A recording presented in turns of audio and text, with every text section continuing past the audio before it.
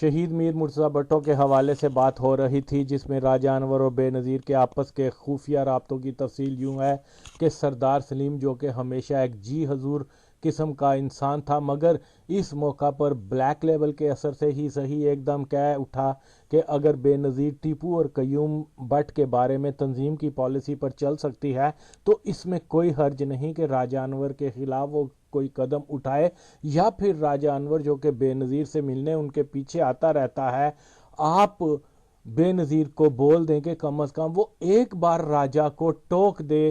دونوں بھائیوں نے سردار سلیم اور وطن یار کے مشورے کو سراہا اور اس پر عمل کرنے کا وعدہ کیا۔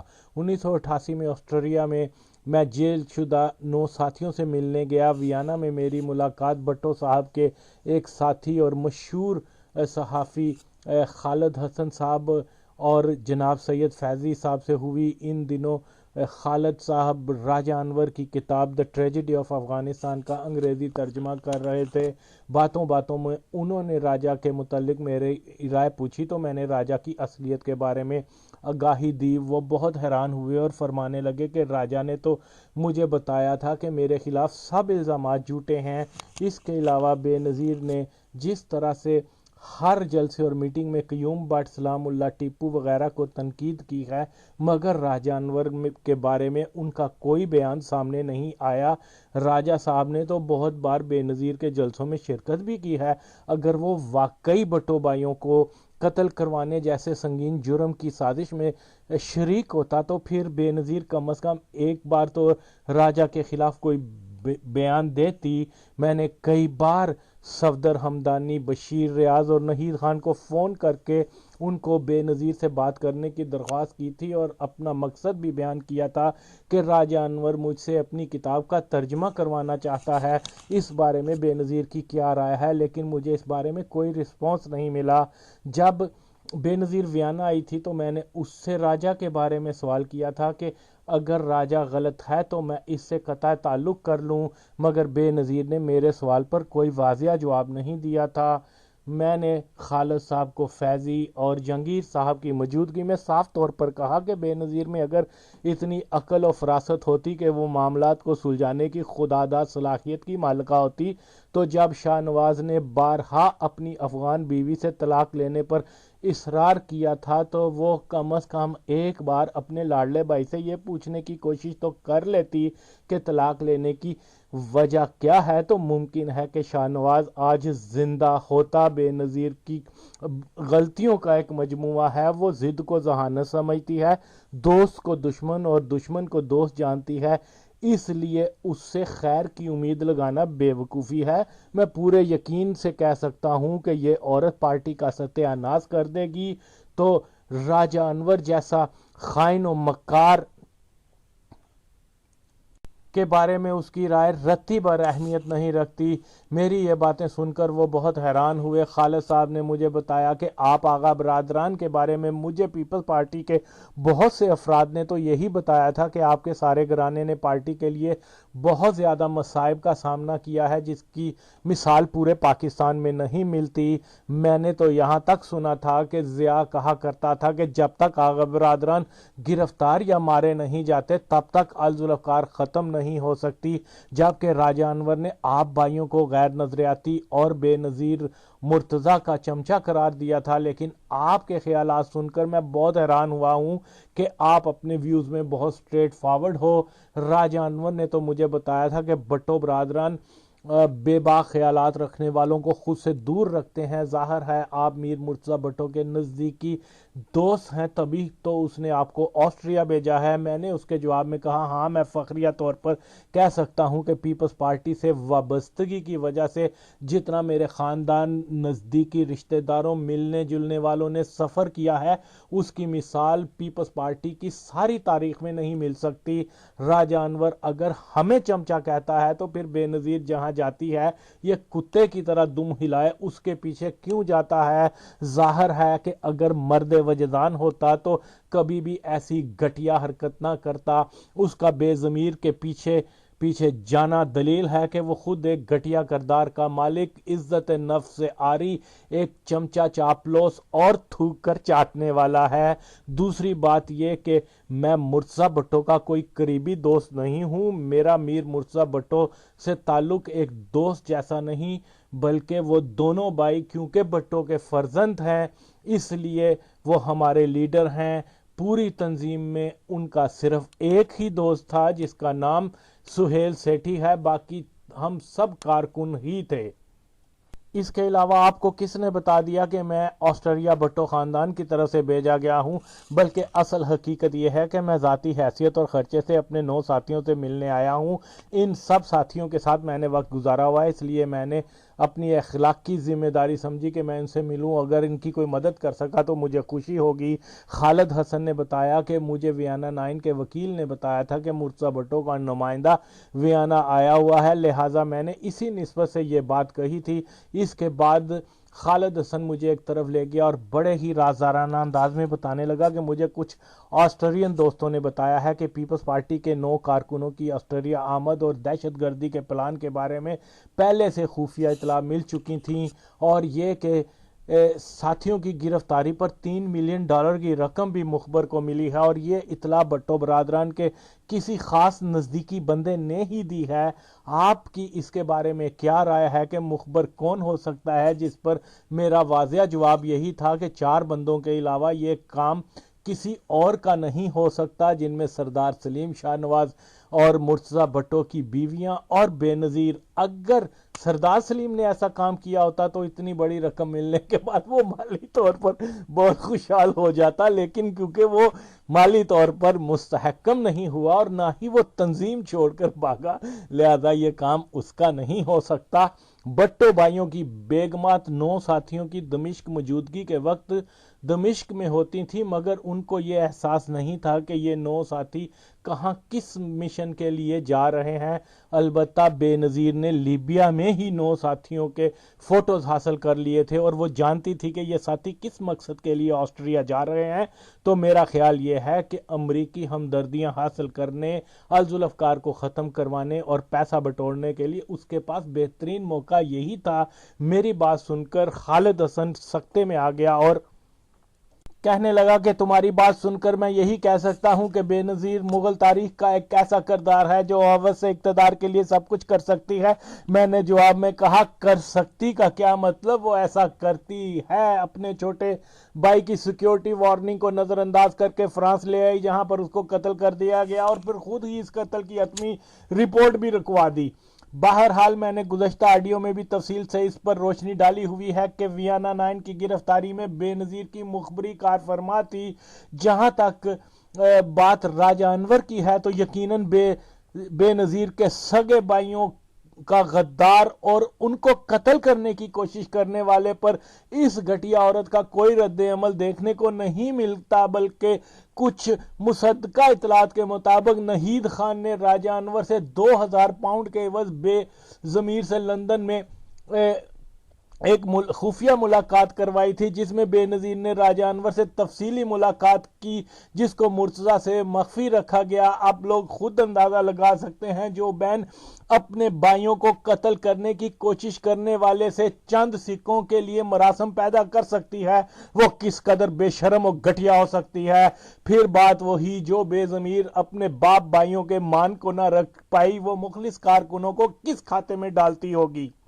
ضیاء دور میں بے شمار لوگوں نے جو جدوجہد کی، بدقسمتی سے آج اس پر کوئی بات کرنے والا نہیں ملتا۔ مجھے یاد ہے 77 کے انتخابات میں لوگوں میں کس قدر لگن، جذبہ، پارٹی سے وابستگی، بھٹو کے مشن کو انجام دینے کا ولولہ شدید ہوا کرتا تھا۔ معاشرے کا ہر فرد ایک سیاسی نظریاتی تعلق و سوچ سے اس کوشش میں لگا رہتا کہ وہ پیپلز پارٹی کا ہر اول دستہ بنے۔ زن و مرد سارے کاموں سے لا تعلق ہو کر بس ایک ہی خیال لیے میدان عمل میں پیش تھے کہ پیپلز پارٹی تاریخی فتح سے دوچار ہو جائے۔ قوم میں اس سیاسی شعور کی بیداری میں نظریاتی اور فکری سوچ ایک مرکزی حیثیت رکھتی تھی، اور یہی پیپلز پارٹی کی اصل پہچان اور جان تھی۔ بے ضمیر کی अनगिनत बेईमानियों, गद्दारियों, हराफात और जराइम में यह सबसे बड़ा जुर्म है कि उसने पीपल्स पार्टी की इस पहचान को ऐसे बदल कर रख दिया कि करोड़ों दिलों की धड़कन बन जाने वाली पार्टी बिल्कुल एक बेजान बनकर रह गई। इस बदतरीन खयानत पर तारीख इस डायन सिफत बदकारा नीच को कभी भी मुआफ नहीं करेगी।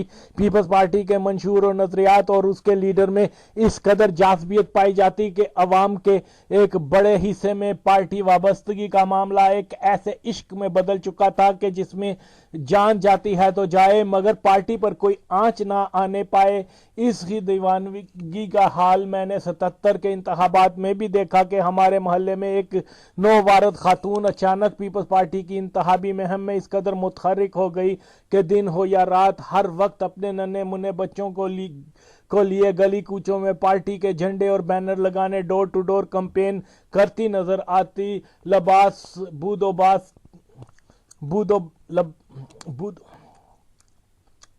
इस बदतरीन खयानत पर तारीख इस डायन सिफत बदकारा नीच को कभी भी माफ नहीं करेगी। पीपल्स पार्टी के मंशूर नजरियात और उसके लीडर में इस कदर जाज़बियत पाई जाती थी कि अवाम के एक बड़े हिस्से में पार्टी वाबस्तगी का मामला एक ऐसे इश्क में बदल चुका था कि जिसमें जान जाती है तो जाए मगर पार्टी पर कोई आंच ना आने पाए।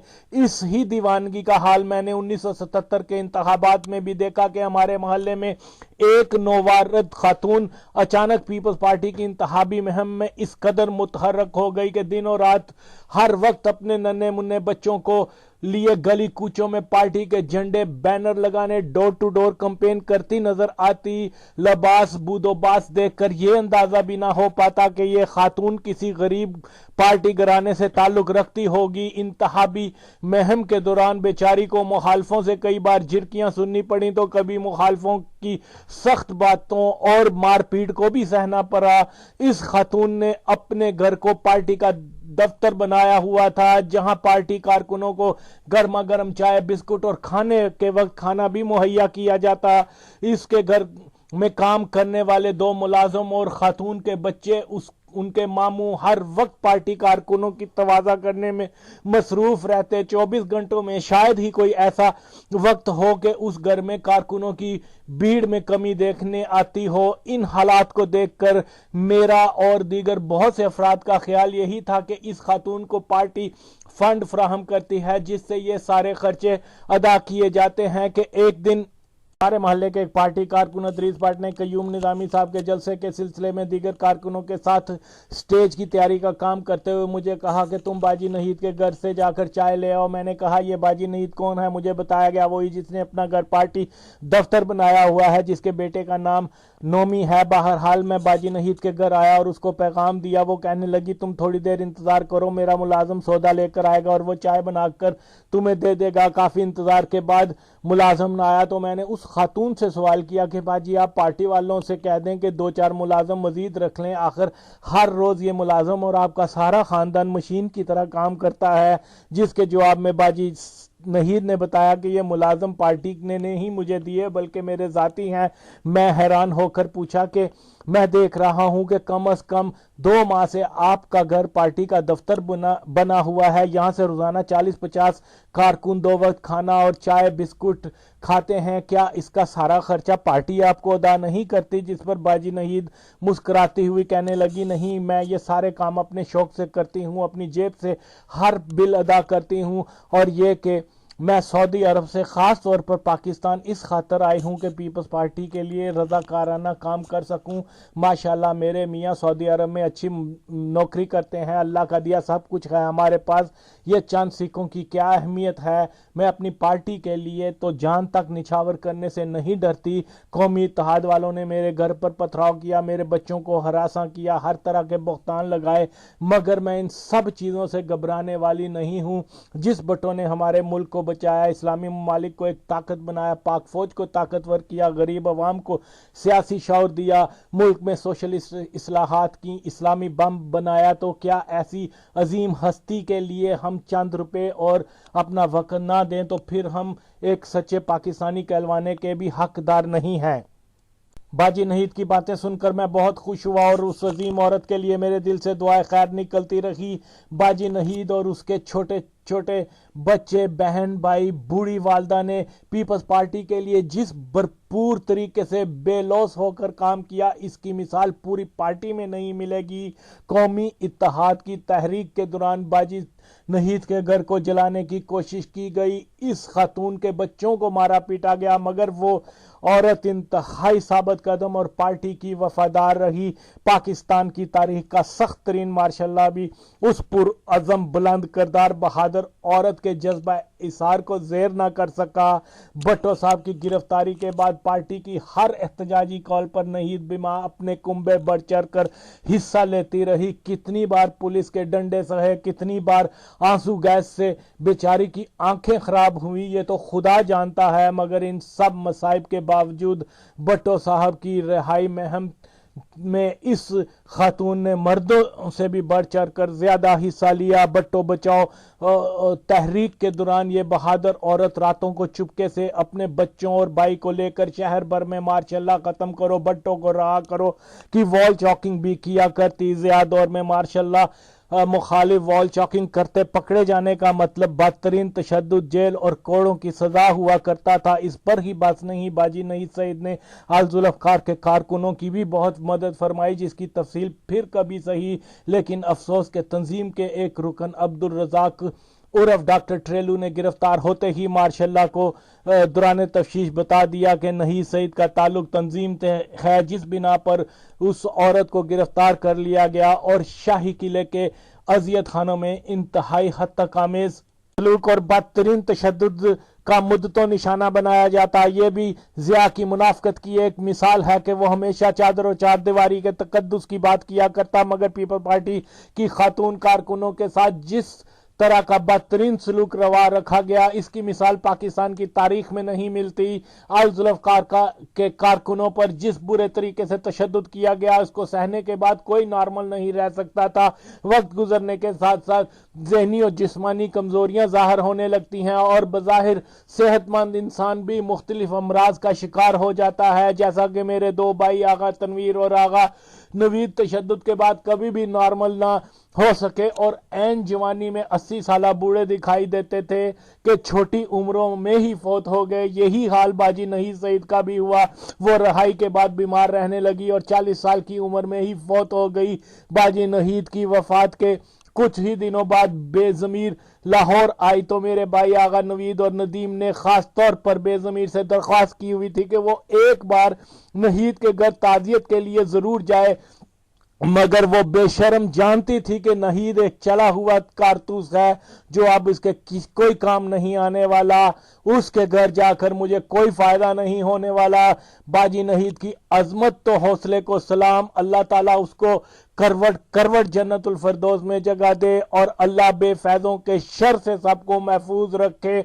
अच्छा या बुरा वक्त गुजर जाता है, मगर याद रखें जिस अजीम भट्टो के लिए करोड़ों दिलों से आज भी दुआ निकलती है, तो इसी तरह से बेजमीर ने जिस बदतरीन सलूक और गद्दारी का मुजाहरा गरीब, बेलोस, मुखलिस, जान निसार कारकुनों के साथ किया, दिल शिकनी की जवानियों से खेला, याद रखें कि बेजमीर जरदारी और उसकी औलादें इन कारकुनों की आहों और बददुआओं के असर से कभी बच नहीं पाएंगी। वक्त गुजर जाता है, मगर आहों से दामन छुड़ाया नहीं जा सकता।